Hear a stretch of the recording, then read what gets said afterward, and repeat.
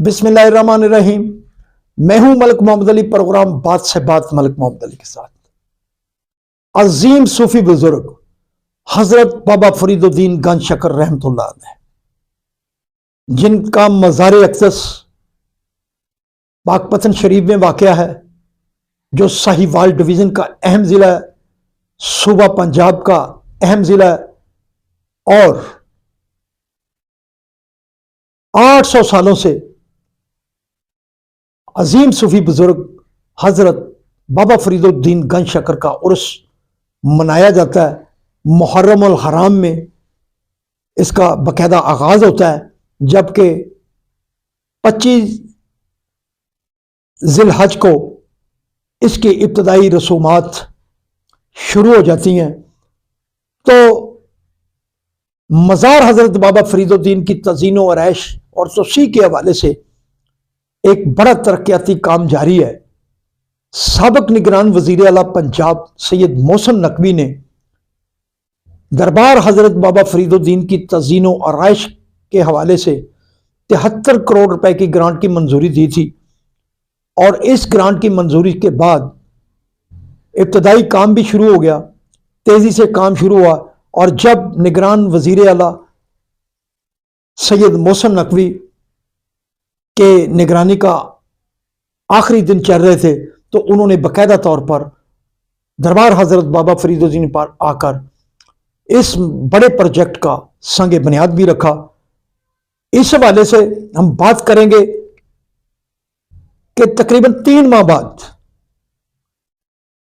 अजीम सूफी बुजुर्ग हजरत बाबा फरीदुद्दीन का उर्स आने वाला है, लेकिन जो काम की रफ्तार है वो इंतहाई सुस्त है। ज़ायरीन जो अब भी आ रहे हैं उन्हें शदीद मुश्किलात का सामना करना पड़ता है। तो जब उर्स आएगा तो उस वक्त क्या होगा?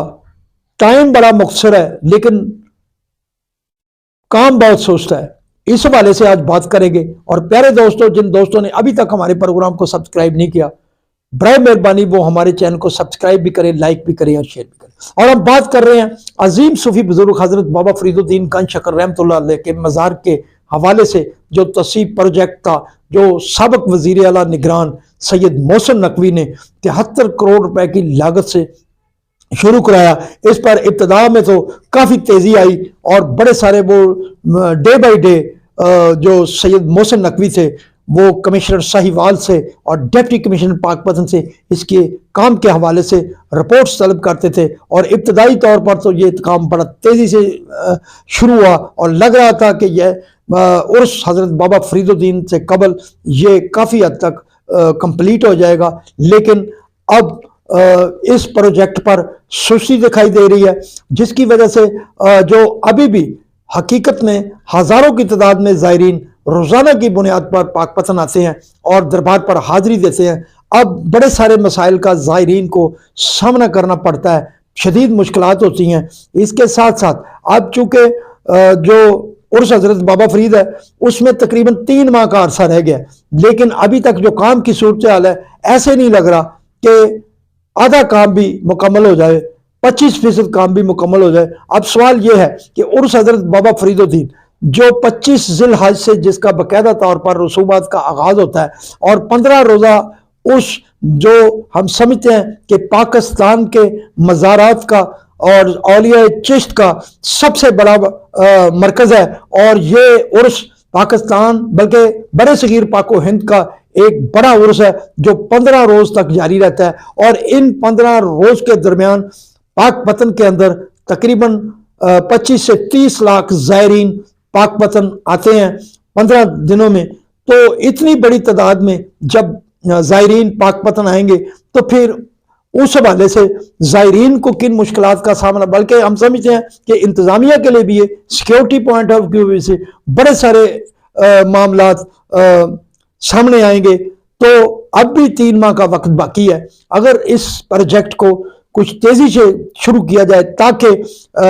उर्स तक ये काफ़ी कंप्लीट हो जाए, तो फिर बड़े सारी आसानी पैदा हो जाएगी ज़ायरीन के लिए भी, बल्कि मुकामी जो इंतज़ामिया है उसके लिए भी जो मसाइल होंगे وہ بھی کم ہوتے ہوئے نظر آئیں گے۔ بہرحال اس پروجیکٹ پر بڑی سستی سے کام جاری ہے، اور ہم تو یہ مطالبہ کرتے ہیں وزیر اعلیٰ پنجاب محترمہ مریم نواز شریف سے کہ وہ اس پروجیکٹ کو بریک بینی سے ٹیک اپ کریں، جس انداز سے سید محسن نقوی نے اسے ٹیک اپ کیا تھا۔ اور اس کے ساتھ ساتھ صوبائی وزیر اوقاف جاوید اختر محمود صاحب، ان سے بھی یہ کہہ رہے ہیں کہ وہ بھی اس پروجیکٹ کو ٹیک اپ کرے، کیونکہ وہ اب بڑی اوقاف کی سیکٹری کے عہدے پر موجود ہے، اور ان کے کریڈٹ پر یہ بھی ہے کہ وہ پاک پتن کے معاملات کو، دربار کے معاملات کو اور عرس حضرت بابا فرید الدین کے حوالے سے بڑا تجربہ رکھتے ہیں، کیونکہ جاوید اختر محمود جو ہیں وہ